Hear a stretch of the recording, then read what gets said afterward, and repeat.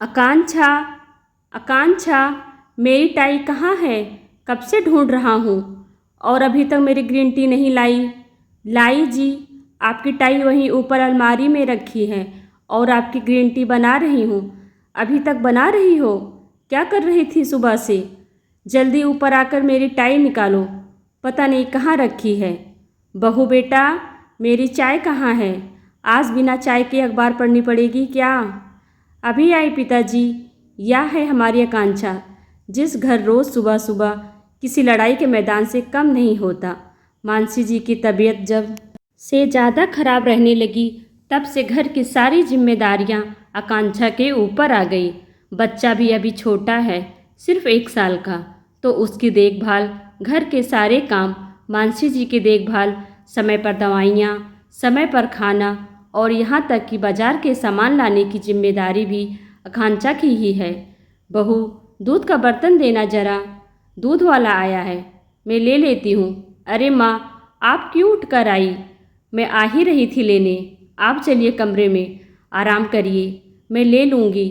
मानसी जी को रसोई में आया देख आकांक्षा ने कहा। मानसी जी हार्ट पेशेंट हैं और अभी कुछ दिनों पहले ही उन्हें हार्ट अटैक आया था, तो डॉक्टर ने ज़्यादा से ज़्यादा आराम करने के लिए कहा है। इसलिए मानसी जी पहले की तरह आकांक्षा की मदद भी नहीं कर पाती हैं। आकांक्षा जब से देव से शादी करके आई तो मानसी जी से हमेशा डरी डरी रहती थी, लेकिन मानसी जी के हंसमुख और सौम्य स्वभाव के कारण आकांक्षा का सास के प्रति डर खत्म हो गया और उसकी जगह प्रेम और मित्रता ने ले ली। आकांक्षा और मानसी जी सास बहू कम और सहेलियां ज़्यादा लगती थी। माँ, आप बस राज को थोड़ी देर संभाल लीजिए, मैं सब देख लूँगी। आकांक्षा ने बच्चा मानसी जी को देते हुए कहा और फिर भाग भाग कर सारे काम खत्म किए। देव का ऑफिस, पिताजी टहलने और मित्रों से मिलने चले गए। आकांक्षा अपनी चाय का कप लेकर मानसी जी के कमरे में आ गई। माँ, राज सो गया क्या? हाँ बेटा, सो गया। बैठो तुम मेरे पास इधर। और यह क्या, सिर्फ चाय क्यों? तुम्हारा नाश्ता कहाँ है? माँ, अभी कुछ खाने का मन नहीं है। सुन बेटा, शरीर को मशीन मत बना, थोड़ा खुद को भी 2 पल का समय दे। क्यों सबके पीछे इतना दौड़ती है? सब छोटे बच्चे थोड़े ही हैं, अपना काम खुद कर सकते हैं।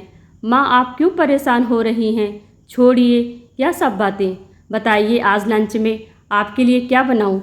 दलिया बना लो बेटा, जल्दी बन जाएगा और तुम्हें भी थोड़ा समय मिल जाएगा अपने लिए। तभी दरवाजे के अंदर आते ही रमाकांत जी बोले, आज दलिया नहीं, मटर की कचौड़ी और हरे धनिया की चटनी बनाना बहू। सर्दियों के मौसम में मीठी मुलायम हरी मटर की बात ही कुछ और है, हर समय थोड़े ही मिलती है। मैं तो यह बेस्वाद दलिया नहीं खाऊंगा। कोई बात नहीं पिताजी, आज आपको बेस्वाद दलिया नहीं, मटर की कचौड़ी और तीखी मीठी दोनों चटनी के साथ मिलेगी, कहकर आकांक्षा रसोई में चली जाती है। आपको भी हर वक्त 56 भोग ही चाहिए। अगर दलिया खा लेंगे तो क्या हो जाएगा? कभी सोचा है बहू बेचारी कैसे सब संभाल रही है? आप और आपका बेटा तो खुद से अपना काम भी नहीं करते, वह भी आकांक्षा को ही करने पड़ते हैं। उस बच्ची को तो अपने लिए समय ही कब मिलता है? मेरी तबीयत खराब होने से मेरी भी जिम्मेदारी उस पर आ गई है, कब समझेंगे आप लोग? मानसी जी रमाकांत जी से बात कर रही थी कि उन्हें अचानक किसी के गुस्से में चीखने की आवाज़ आई। रमाकांत जी बोले, यह तो देव की आवाज़ है। लेकिन देव इस वक्त घर पर और यह इस तरह से किससे बातें कर रहा है? देव बहुत बुरी तरह से आकांक्षा पर चिल्ला रहा था। आकांक्षा बस रोई जा रही थी और बोल रही थी, मुझे नहीं पता, मैंने आपकी फाइल को नहीं हाथ लगाया।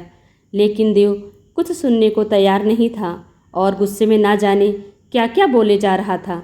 आकांक्षा उसे समझाने की कोशिश कर रही थी कि वह अपने काम की चीज़ें इधर उधर क्यों रखता है, ठीक से क्यों नहीं रखता है। इस बात से देव का गुस्सा और भी ज़्यादा हो गया और चिल्लाते हुए बोला, यह मेरा घर है, तुम्हारे पिताजी का नहीं। मैं जो चाहे जहाँ चाहे रखूँगा। तुमसे कितनी बार कहा है कि मेरी चीज़ों को हाथ मत लगाया करो। सही कहा बेटा, औरतों का तो कोई घर नहीं होता है। शादी के पहले पिता का और भाई का घर होता है, शादी के बाद पति का और बुढ़ापे में बेटे का। लड़कियों का जन्म लेते ही लोग सिखाने लगते हैं कि तुम तो किसी और के घर जाना है, या घर तुम्हारा अपना नहीं, तुम तो किसी और की अमानत हो। शादी के बाद किसी अनजान को अपना मान लेना और उसकी पसंद के हिसाब से रहना, उसके पसंद के कपड़े, उसकी पसंद का खाना सब अपना लेती है। सोती जागती भी किसी और के हिसाब से ही है। उसके हिस्से में तो कुछ पल का आराम भी नहीं है। सिर्फ दुख और दर्द उसके अपने हैं और उसका अपना कुछ भी नहीं। यहाँ तक कि जिस घर के लिए वह दिन रात नहीं देखती, अपने आप को भूल जाती है, उसे एक दिन यह सुनने को मिले कि यह तुम्हारा घर नहीं, तो मेरे समझ से तो हम औरतों को कुछ भी नहीं करना चाहिए। हम क्यों दूसरों के लिए परेशान हो। माँ, आप यह क्या बोल रही हैं? मेरे कहने का यह मतलब नहीं था। मेरी एक फाइल नहीं मिल रही है, ऑफिस में भी नहीं थी, तो मुझे लगा कांक्षा ने कहीं रख दी है और उस फाइल के बिना मेरी मीटिंग भी कैंसिल हो गई। देव ने कहा। तो उसमें बहू का क्या दोष है? तुम्हारी माँ सही कह रही है। बोलने से पहले सोच लिया करो किससे क्या बोलना है। बहू सुबह से ही घर के कामों में लग जाती है और रात को भी हम खा पी कर आराम कर रहे होते हैं, लेकिन तब भी वह कामों में ही लगी रहती है। जहाँ तक कि अगर हमें पानी भी चाहिए तो हम खुद से नहीं लेते, बल्कि बहू को आवाज़ लगा देते हैं, जैसे वह इंसान नहीं कोई मशीन हो। हम यह भी भूल जाते हैं कि जैसे हमें किसी के गलत व्यवहार से दुख होता है, वैसे ही उसे भी होता होगा। तुम तो सुबह तैयार होकर ऑफिस के लिए निकल जाते हो। कभी यह भी सोचा है कि तुम्हारे पीछे तुम्हारे माता पिता और बच्चे का ध्यान कौन रखता है? ऑफिस से घर आने पर भी गरम गरम चाय नाश्ता खाना सब मिलता है, उस सब की व्यवस्था कौन करता है? सिर्फ बाहर जाकर पैसे कमाने से यह समझ लेना कि यह घर सिर्फ तुम्हारा है, कहाँ तक सही है? इसलिए मैं बहू को हमेशा बहू बेटा बुलाता हूँ, क्योंकि वो बहू की तरह घर की देखभाल करती है और एक बेटे की तरह हम बूढ़े माँ बाप की जिम्मेदारियाँ भी उठाती है। तुम्हें तो अपने माता पिता का हाल पूछने तक की फुर्सत नहीं।